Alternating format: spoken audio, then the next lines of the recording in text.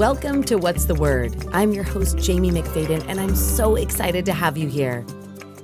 This podcast is about all things wellness. Each week, we will focus on a word of the day, and I interview some of the most inspirational people I know and share that inspiration with you. Join me, let's learn together on What's the Word. This is the place where I belong.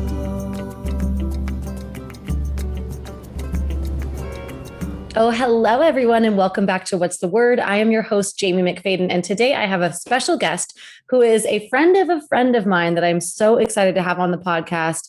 He has two books that I can't wait to chat about, The Overweight Mind and The Purpose of Pain. He runs the Thrive Forever Fit, and he is just an incredible, accomplished speaker, author, mentor, successful boutique fitness owner, and creator and owner of Thrive Elite Supplements. So we're going to talk about some supplements as well today. Let's bring him right here. Jay Nixon, welcome to the show. Thank you so much for coming here today. Thanks for having me. It's a pleasure to be here. And like you said, any friend of Lance's is a friend of mine. And so we're going to be fast friends, I assume. Yes, I can already feel it. That's so wonderful. So you chose today one of my favorite words of all time. The word of the day is abundance, which by definition means a large quantity of something. So can you share with us here on What's the Word? Why did you choose that word today? And what does it mean to you? Yeah, it really resonates with me. So I used to, and I kind of still do, but just not in the same context. So I used to pick a word of the year every year. And so I would pick a word and it would kind of like resonate with me through, out the year. And I would always try to use it and call back to it. And I found over the last few years that, I think I chose abundance like maybe 2 or 3 years ago, and it's just never left me. It's like, it's this resonating, I like to talk in frequencies and energy and kind of like woo-woo-y stuff for some people, but like, I'll give you an example. Every morning when I get up, playing in the background of my computer is always some frequency, whether it's like 432 hertz or 999 or what. So I'm a little, for a dude, I think I'm probably a little bit on the weird spectrum from, most like guys who lift weights and own gyms and stuff like that. So I'm a little woo-woo-y, but I just believe it's everything. I believe in abundance for all. I believe that if you can have it, I can have it, and vice versa. And there's so much to go around.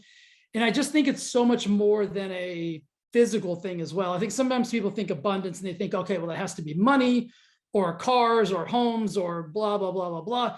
For me, it's like I was going to say, it's a frequency. It's an energy of love and appreciation and gratitude. It kind of encompasses all of those things for me into like one little sweet little word. One little happy word right here. I love it so much. And thank you for sharing. And you did mention to me in the very beginning of this, before we get started, that you said you're totally an open book. So I am curious. Yes. I just want to dive right in. Abundance is also one of my favorite words. That this podcast is all about words. So the play on words is huge. And I'm curious with you, knowing all you've accomplished, all you've done, all of the abundance of the frequencies and energies that you have and that you give to the world. Was there ever a time in your life when you didn't have that? Oh man. And if so, what was that like? Yeah, absolutely. It was chaotic, overwhelming. You can, it's just, I picture a giant box wrapped in barbed wire would be how I would kind of describe that. One of the reasons I wrote my second book, The Purpose of Pain, was kind of to tell the story of my life. And from the time I was 5 until I was 25, I experienced quite a bit of chaos. From my father got killed when I was 5, lost a lot of other really important men in my life from 5 to 25. And then when I was 25 years old, my best friend committed suicide. And so I would say during that 20-year period, I definitely didn't feel abundant. I definitely didn't feel at the peak level that I feel today. I was scared, I was afraid. And sometimes that came across as angry or misunderstood. I didn't know how to express myself. I didn't know how to give and or receive love, because I was always just terrified that if I love you, then something bad's probably going to happen to you. And I don't want that for either of us. And so I had these walls and these barricades and these boundaries. And when my best friend Chuck killed himself, it was a transitional and epiphanal moment for me that it almost snapped me out of a state of kind of lack. And that doesn't make sense, right? When you hear me say that my best friend killing himself made me better, but it almost it was like the universe basically, I feel like the universe whispers to you, and then eventually it hits you over the head with a sledgehammer. And so that's happened to me a few times in my life. And that was one of those sledgehammer moments where I woke up and this voice said, listen, you can't keep doing what you're doing, or you're never going to live to your full potential. You're never going to be the person that you're supposed to be. And I just started my journey kind of like in personal development and this new level of thinking. At the time I was 25, I'll be 48 in about 50 days. So I've been, I'm almost on a 25-year journey of this. And I call it a journey because I don't think we ever get there. Like I never want to get there. Like I always want to feel like that there's something bigger and better out there for me. So yes, the long-winded way to say that is, yes, I've gone through periods of my life where I didn't feel this kind of like joy and abundance and awesomeness. Wow. And yeah, thank you for getting, sorry about that. Thank you. Oh, I love it. No, this is what we love. So my audience on What's the Word primarily is, people who are currently experiencing going through something in their life that is not so much fun. Right. And then being able to find this inspiration through people like you who, cool. Have trials and tribulations and have worked through them, continue to work through them. And really, it's just a great way to kind of externally, internally light that fire under somebody's butt. And I'd love to know from you right now, in those moments when you were feeling, going through all that pain, I know you heard that whisper, which I think for many of us, I know we all have it, but oftentimes it can be really tough to know if that's the whisper or if that's you just trying to talk yourself out of something or whatnot. Like, do you have any cues for someone listening right now? Let's say that someone's hearing this and going, man, I'm going through this rough patch. This just happened in my life and I don't know how to get through it, whatever it may be. How do you tap into that whisper? Yeah, that's a great question, because I think when you're in the chaos, it's just noise, right? Mm-hmm. And so I think it's almost as if you've had like 3 different radio stations and they're all on a different channel at a different volume, at a different music type. And it almost just sounds like the teacher from Charlie Brown. And you really can't understand what it's trying to tell you. And what I didn't know then was that I had the ability to tap into my intuition, into the universe, and into, God talking to me and all of these things. I didn't realize that I even had that power. And so I think for the first thing you have to understand is that it's in all of us, right? Like I'm not special. And someone else who has had the same experience as me is not special. Like we're all, and I'll stop there and say, but I am special because we all are. Like all of us has this special, unique ability. And we're being spoken to all the time, whether it's by nature or by all these things. And again, some of you people are probably thinking, okay, this dude's wacky. But I think birds tell us stories. Like I have this connection with birds, and it's just a weird thing. Maybe back. So I get tangenty too. So I'll get back to where I'm at. So what I would say is that first of all, you have to believe that there is something greater than you guiding you. And then you'll start to be more open to when you do get those thoughts, and you won't just tell yourself, well, that's just nonsense. That's not real, because that's what you do when you're in chaos. I often say when you're in the circle, you can't see what's going on inside the circle. You've almost got to be able to separate yourself out. And so that's kind of what I've learned to do, was to pause and like really try to get to a higher place of like looking at myself, from a downward perspective where I can kind of see everything going on, and it'll just really open you up to being able to, and as I've gotten better, now I call it auditing my inputs. And so now I understand that like everything that I'm receiving is going to be coming to me in some kind of frequency, right? And if it's not a frequency that I need to pay attention to, I've gotten really good at being able to delete that frequency. And if it's something that I do need to pay attention to, then my rule is that I have to implement that frequency. And that means I at least have to listen and pause and connect with what it's saying. Doesn't mean I have to do anything radical. It just means I have to be present with that and give it the attention that it needs and deserves. Then I make a decision on, is it actionable, or is it something that I either need to put over here for later, or something I need to get rid of completely? Yeah. Okay. So we are going to have to go back to the birds for a moment here. Yeah. I know you and I don't really know each other yet, but there's a lot of already crossover that I'm like, okay, yep. And we're kindred spirits.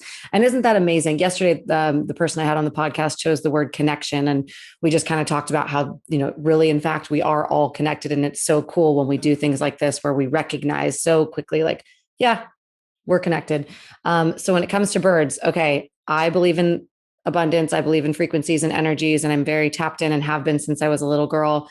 And recently, I have had an incredible experience with an owl outside of my bedroom window from about midnight to 2 a.m. And there was about a 3-week period where this owl was straight communicating with me. Right.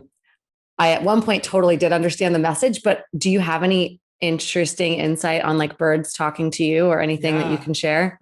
Let's Yeah, get weird. several, but as of late, and I'd say this has probably been like the last 6 to 8 months.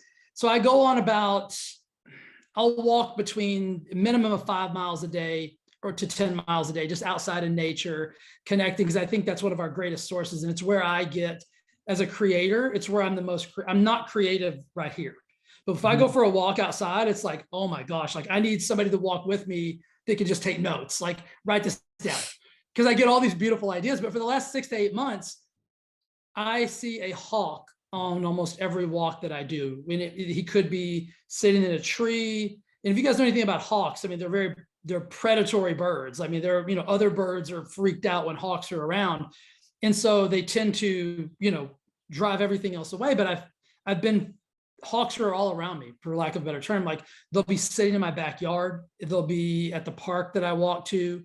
And I go on several different walks that are like miles and miles away from each other. So it's not like, oh, well, that's the same hawk. That's where he lives. And you're just going to his house, right? No, I'm talking like everywhere. I was just in Park City, Utah last week, went on walks, hawks everywhere. I'm like, what is going on? So they're just like, and it's this connection to, and I think of the hawk as this majestic creature that is really, really powerful, but also beautiful. And it has so much just connection to me through like being a leader and things of that nature and wanting to help people. And I know that didn't kind of coincide with the hawk, like being predatory, but I think it has such a majestic power to it. And for some reason, they just keep coming to me. And I haven't exactly figured out what it's supposed to be yet, but I'm still waiting. I'll get it. Wow, that's beautiful. And yeah, I couldn't agree with you more that the animals in the world and nature and I mean, I tell people every day, just get out and walk, even if it's 5 minutes or 5 hours, whatever it is, just going outside. And I agree that it would be great to do a walking. I mean, I actually have some episodes that are walking podcasts because of that, because I do find myself to be the most creative and tapped in when I'm just in nature, away from the screen, although this is, how we do it these days. Right. Now, with abundance and with your big mission, you and I have something very similar. We want to help at least one person per day. You, I know, have a big mission on helping to rid of obesity, right? Yeah. Is that one of your missions? It is. And it's not even necessarily, I mean, obesity is just kind of like an all encapsulating word. What my mission is to give people the strength, power, and belief in themselves that they get to live the life that they choose to live. And if someone, and I always tell people, like I help people lose weight. I've helped thousands of people lose hundreds of pounds, individuals lose, 100 pounds. And I always ask people, like, if you don't want to lose weight, you don't have to.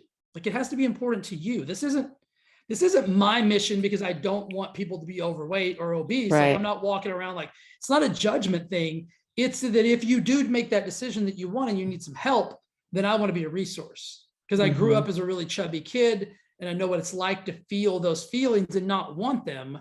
But I think that everything's a decision, right? I think that, Socrates said that the meaning of everything starts with the definitions that you give it. And so it has to have meaning to you.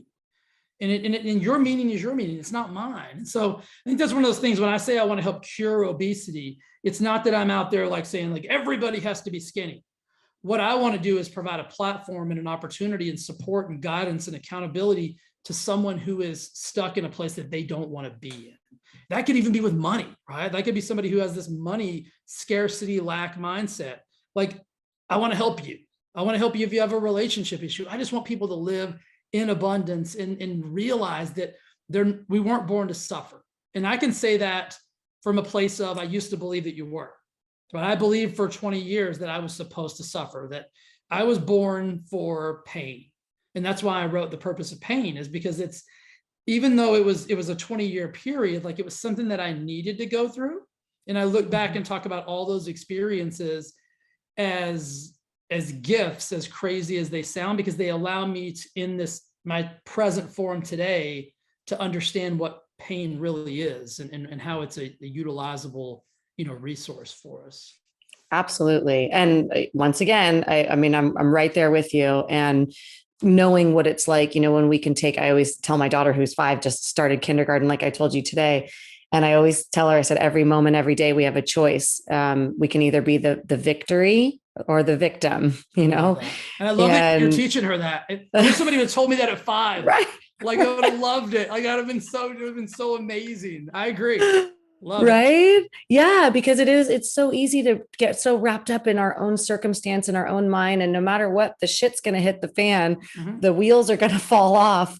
Terrible things are going to create pain around us, but it's really what we do with it. And so I love so much that you've taken all of those years and been able to put it into a tangible, book that people can read. And then you have your fitness center, you've got your talks that you do, you have your podcast, like you are literally going out into the world and you are just painting rainbows and butterflies of love and abundance. And I want to acknowledge that for a moment. And I want to remind anyone that's listening right now, that, because you and I are very similar. Like I said, we don't know each other yet, but we will. And it's amazing to see what happens when we get on similar frequencies. I too have experienced a lot of really pain. I know Lance has experienced, it's like, and here we are all together taking that pain and making it into this purpose to go out in the world and serve others. Because the better we serve us, the better we can serve others.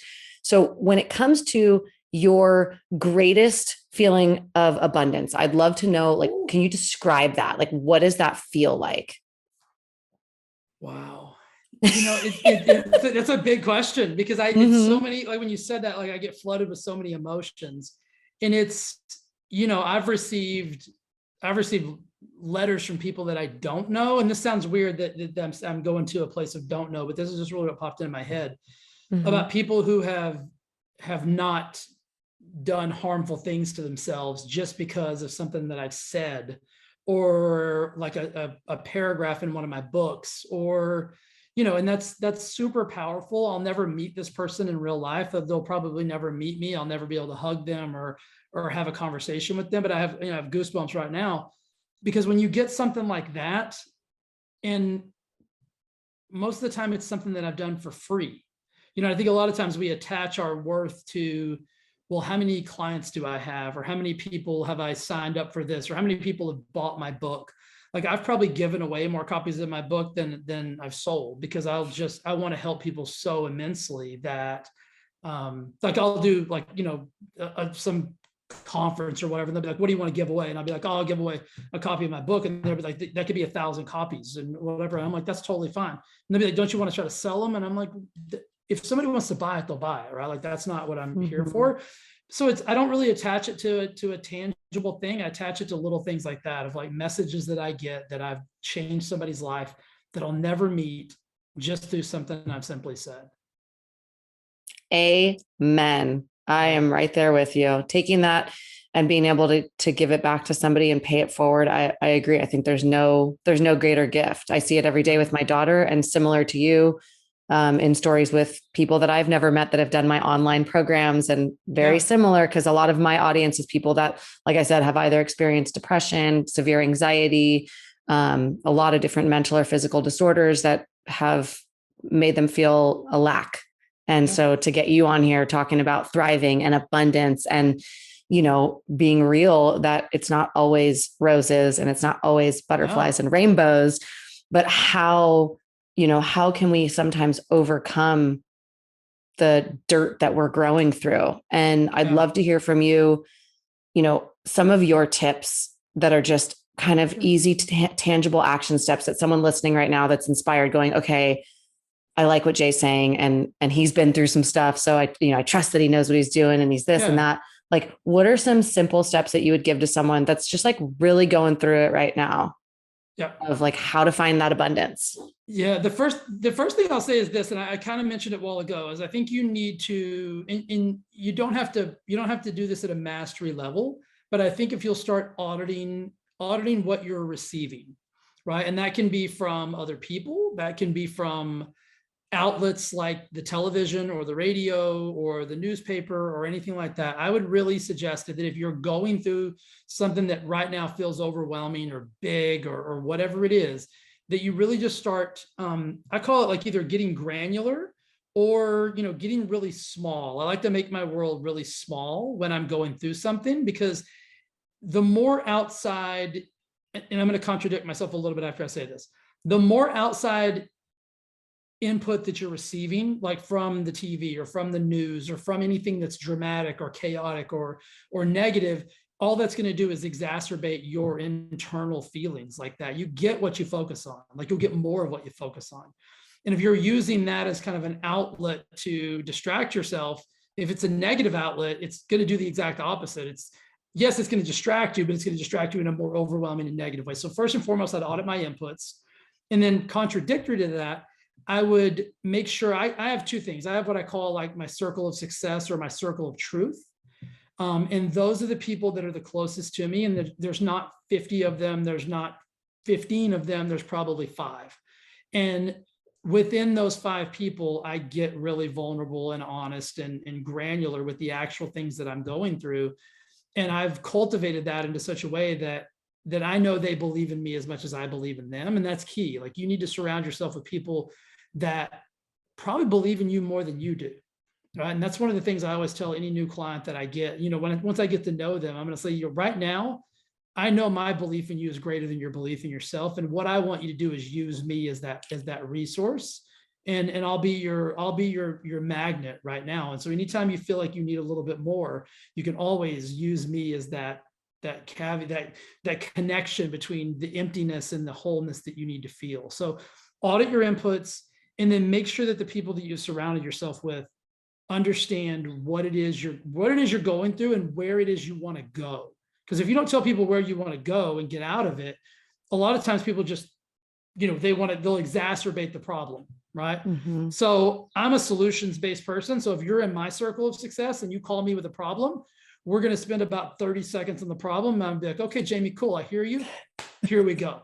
And so you want somebody like me, even though it's not always the greatest thing. Like, sometimes you just want to complain, but you need a guy like me in your life. And I assume you need somebody like Jamie in your life, because she's probably a lot like me. I'll love you and I'll give you empathy and I'll help you, but we've got to get to solutions over problems. 100%. Yes, yes, and yes.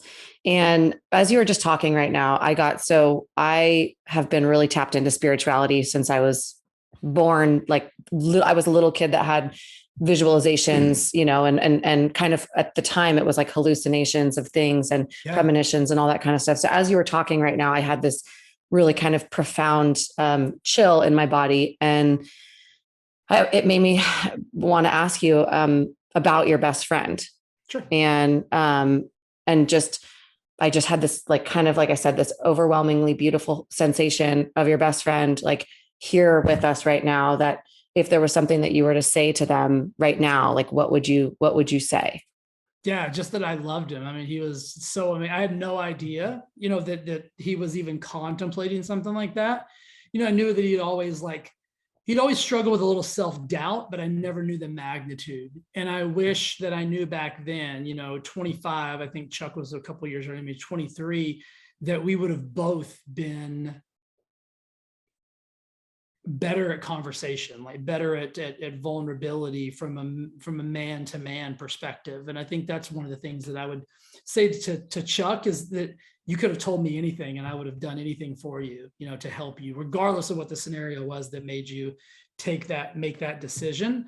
And what I've decided to do is, with Chuck, he nicknamed himself the Chuck Wagon, which that pretty much tells you his personality. He was so fun and so funny. And so I've decided that, through all the deaths that have impacted me in my life, I've almost taken on a responsibility to live bigger and bolder and more of an abundant state, because of all those souls that I'm now responsible for. And that may sound crazy to some people to think, well, that's an awful lot of pressure to put on yourself. But I don't think of it as pressure. I think of it as like, I was supposed to, I'll tell you a quick story, and this will kind of make it all wrap up of like where I am now versus where I was. When I was 17 years old, Like I said, I didn't have a father. It was Christmas Day. My mom was a nurse, and so she put herself to school after my dad passed. And so I was home alone a lot. And so would always go to my next door neighbor's house. And he was an older gentleman named Lonnie who kind of became like my grandfather figure. Like he would always make sure that I had food. He would always make sure that if I needed anything. And I was at his house on Christmas Day, and his wife was there, and his daughter and his granddaughter, and he was taking a shower, and we heard this loud crash, and he had a heart attack in the bathroom. And I went in the bathroom and pulled him out of the bathtub and gave him CPR until the paramedics got there. And he ended up passing on the way to the hospital on Christmas Day. And so when I tell that story, and how I used to tell that story would be in a form of tragedy, but now I understand that I was supposed to be there that day so that his wife, daughter, or granddaughter didn't have to do what I had to do. Right. And so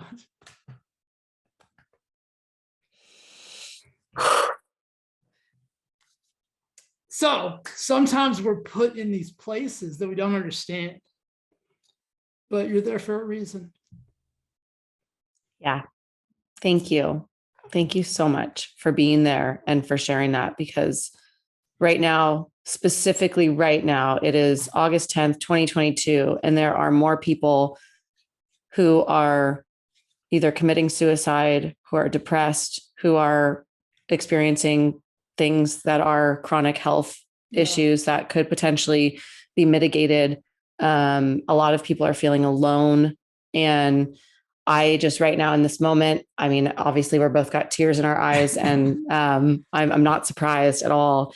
But I just want to thank you for sharing that, because I think so often people feel like maybe they are alone in what they're experiencing, and or in a situation like what you have experienced. And me too. I've had multiple people that have either died in my arms, or like, just you and I have a lot of similarities. We'll talk later about that. But I think that is our gift. I think that's our superpower, is to be able to have been able to have that, like have the strength and capacity to be there for those situations, grow through it, and then give back. And so now, and to everyone that you've experienced loss with, like to all of their souls, like I hope that they're all partying together and hanging out and hugging and just loving. I believe they are. And I do too. I feel that as well. But like I said, you were just talking, and all of a sudden I got this like really strong sensation of your best friend. And I was like, okay, like he's here. Like I felt it. And I just kind of assumed that you, similar to me, maybe wouldn't think that was such a weird thing to say. Not at all. Not at all. Yeah. And I think the moral of all of that is that we all have a purpose, right? And sometimes when we're in the middle of something, like completely, because you're talking about, there's a lot of people going through a lot of things. I just want you to know that you're purposeful. Like you have a purpose on this life, and it's not to suffer. And I think sometimes when we're in the purpose, sometimes it feels like suffering. But now I know that in hindsight, that thank God I was there that day, right? I would never want them, his family, to have to do what I had to do. And so I think I was put there. I was supposed to be there. I had to be there. And because I was there, now I'm able to give a different perspective on things like that. And I think it's also why I've chosen to do what I've chosen to do, right? It's like, I know that I'm supposed to help people. Yeah. Well, and you are. And I am so excited. I can't wait to dive into both of your books. I mean, I'm so excited to, like I said, get to know you more, to celebrate all that you are doing currently right now. And one other question I want to ask you before we go on is, who right now in this moment in your life is your greatest inspiration? Gosh, I'm so lucky. I'm lucky enough to have a significant other. Her name is Lori. And I never believed in, Lori and I aren't married. That's why I said significant other, but I would consider her to be as my wife. We've been together for, I think we're going on like 17 years. But growing up the way I grew up, I never had an affinity or a desire to ever be married or to have children, because I thought that, you can imagine, right? My father was killed when I was 5, and I grew up in a very chaotic environment, mainly to my own doing. And so, I met Lori, when I was 32 or something of that nature. and we've been together ever since. And I think she's a gift from the universe as well for me. She lived in Los Angeles at the time. I lived in Texas. We met in Cabo San Lucas, Mexico, and we've been together literally ever since. And that's just, the weird. And I always tell people, like, when they're on some kind of journey, like, you're going to find the right person when you're supposed to find the right person. And it probably won't be in your backyard. It could be somewhere just totally random. And I wasn't even looking. And that's a long-winded way to say that, like, I believe she's another universal gift for me that has just, she's the hardest working person I know, the most positive, the most powerful.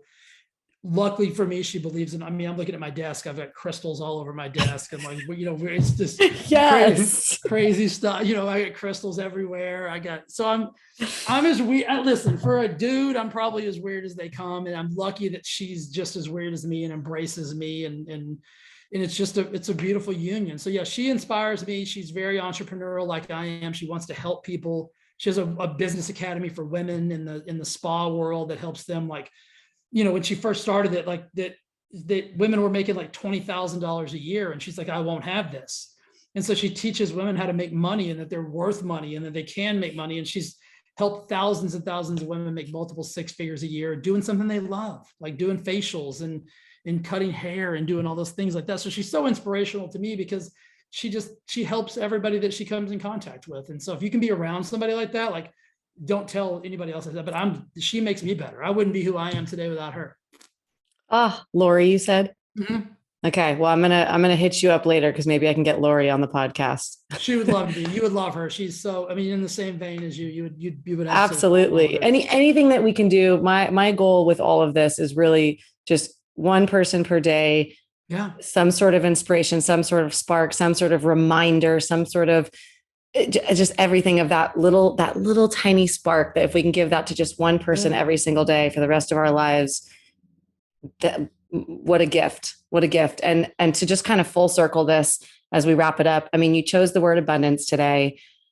These are, fairly quick interviews that I do with people, but I always like to get a little bit deep under the surface if possible, because I think that there is so much in there that when we can let our roots kind of be exposed, I think it can help someone else so much in so many ways with abundance. And now you just talked about Lori, and you talked about, the things that you've been through, we didn't even get to all of the things that you've accomplished, but luckily, thanks to the internet, anyone can Google you and like learn about you in, 10 million different places.